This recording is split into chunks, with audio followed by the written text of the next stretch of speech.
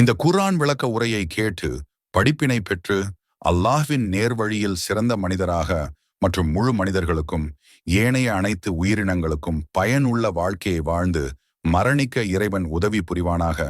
ஆமீன். யார் இவ்விஷயங்களை யார் நிராகரித்தார்களோ அவர்களை நீர் எச்சரிப்பதும் எச்சரிக்காமல் இருப்பதும் அவர்களை பொறுத்தவரை ஒன்றுதான். எந்த வகையிலும் அவர்கள் ஏற்றுக்கொள்ளக்கூடியவர்கள் அல்ல. அல்லாஹ் சொல்கிறான், இந்த விஷயங்கள், இந்த 6 விஷயங்களை யார் நிராகரிச்சிட்டாங்களோ அவங்களுக்கு நீங்கள் அட்வைஸ் பண்ணுறதும் ஒன்று தான், பண்ணாமல் இருக்கிறதும் ஒன்று தான். அப்போ இதில் ஒன்று நிராகரித்தாலும் அவுட்டுன்னு அர்த்தம். எல்லாத்தையும் செய்வேன், நான் தொழுகையை செய்ய மாட்டேன், நான் அவுட்டு. எல்லாத்தையும் செய்வேன், நான் தர்மம் செய்ய மாட்டேன், நான் அவுட்டு. எல்லாத்தையும் செய்வேன், நான் மறுமையை நம்ப மாட்டேன், நான் அவுட்டு. எல்லாத்தையும் செய்வேன், நான் வேதத்தை நம்ப மாட்டேன்னா அவுட்டு. நான் வேதத்தின்படி வாழ மாட்டேன், எனக்கு எது பிடிச்சிருக்கோ அதை செய்வேன் அப்படின்னா நீ காலின்னு அர்த்தம். அப்போ இந்த எல்லா விஷயமும் ஃபாலோ பண்ண எல்லாமே ஈஸி தான், ரொம்ப கஷ்டமான வேலை கிடையாது. அல்லாஹ் கொடுத்த சட்டத்திட்டங்கள், அல்லாஹ் நமக்கு வகுத்து கொடுத்த வாழ்க்கை முறை இருக்குல்ல, எதுவுமே சிரமமானது கிடையாது, ஈஸியானது தான். புரியுதா? நம்ம ஷைத்தானுடைய அந்த தாக்குதலில் இதெல்லாம் கஷ்டம்னு நினச்சிக்கிறோம். உண்மையிலே தொழுகிறது பாரமாக ஈஸியாக? ஒரு லெவல் வரைக்கும் தான் கஷ்டமாக இருக்கும் தொழுகை. நம்ம ப்ராக்டிஸ் பண்ணி அதை நோக்கி கொஞ்சம் நல்லா ஸ்ட்ராங்காக ஸ்டடி பண்ணி உள்ளே கடந்து வந்துட்டோம்னா அதுக்கப்புறம் தொழுகை இன்பமாயிடும்.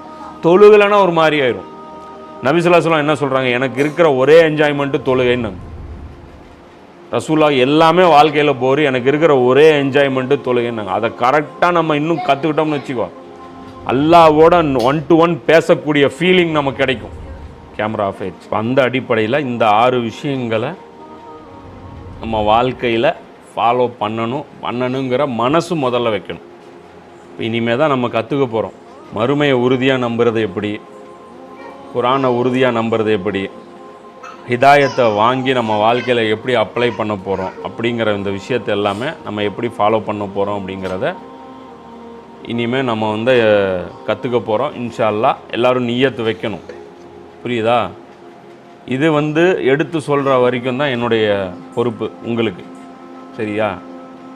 எங்கள் வீட்டில் பிறந்துட்டீங்க, நீங்கள் முஸ்லீமாக பிறந்துட்டீங்க, என்ன எப்படி இருந்தாலும் அல்லாஹ்க்கு வேறு ஆப்ஷனே கிடையாது, உங்கள் கலிமாவை பார்த்து பயந்து அல்லாஹ் சொர்க்கத்தை கொடுத்துருவான்னு நீங்கள் தப்பு கணக்கு போட்டிங்கன்னா உங்களை விட முட்டாள் வேறு யாரும் இருக்க மாட்டாங்க. நாளைக்கு மறுமையில் நிற்கும் போது அவங்கவுங்க என்னென்ன அமல் செஞ்சவங்களோ அதன்படி தான் நம்ம சொர்க்கத்துக்கு போக போகிறோம்.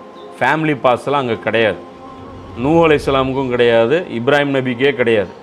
இப்ராஹிம் நபியோட அப்பா நரகவாசி, நூஹ் நபியுடைய பையன் நரகவாசி, லூத்து நபியுடைய மனைவி நரகவாசி. புரியுதா?